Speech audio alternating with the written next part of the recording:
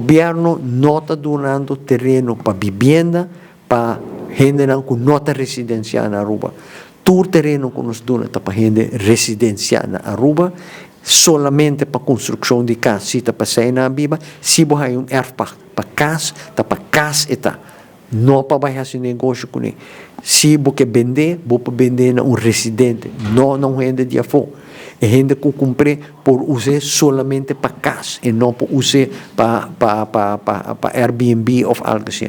De forma que nós queremos limitar o efeito que o crescimento de turismo tem, arriba vivienda, arriba custo de casa, arriba custo de terreno, para muito gente. E me está papando de milhares de gente, está virando impagável para não ganhar terreno, para não comprar terreno ou comprar casa. Está impagável. O que nós estamos fazendo, com o donamento de terreno e com condição nova para construir casa.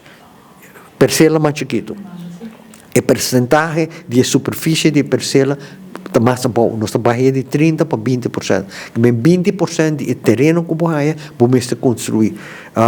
Nós estamos a condição, cambia a condição para botar a casa. Vou trazer 2 pisos. Nós estamos estimular assim. Pode chegar num carro mais grande, mas arriba 2 pisos. Nós estamos cambiando a distância para botar a casa. Ou você tem parcela, nós estamos procurar para a parcela tem espaço para botar o auto arriba, para o auto na nota arriba caminha. Junto tudo costa aqui, nós vamos estimular o uso de material alternativo, forma de construção moderno. Tudo forma aqui nós que estimular construção de casa, pero pagável para nós gente na Aruba. Caminhando de donamento de terreno, a sociedade acaba, vai botar a condição nova. Por exemplo, o erfpacht, não pode usar para Airbnb, não pode vender não gente com nota residencial na Aruba.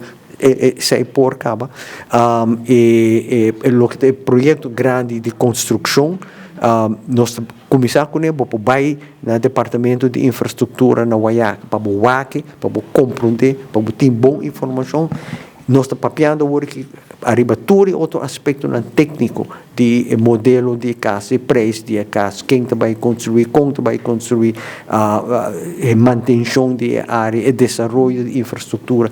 Tudo isso aí nós estamos fazendo aqui com a intenção para começar a construção para o meio fim de ano.